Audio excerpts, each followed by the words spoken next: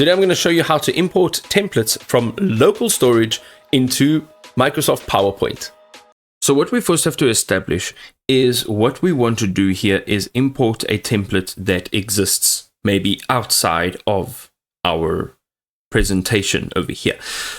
So what we're going to do is, the first part is how we can save some of these designs as templates. So when you are saving a design, you are going to go and let's say we're going to use this for an example.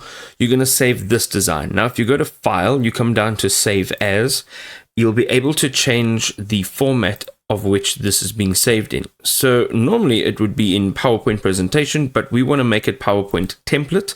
Choose your location and then save it. Now, once you've done that, you'll be able to take this presentation.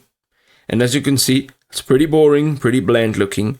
And what we want to do is go to the design area over here on the ribbon, come over here to the right, click on that for the drop down. And here we can do the browse for themes. And this is where you can pull this from your device. Okay, it has now been applied and you can see each one of these slides has now got that same theme as what we've just imported.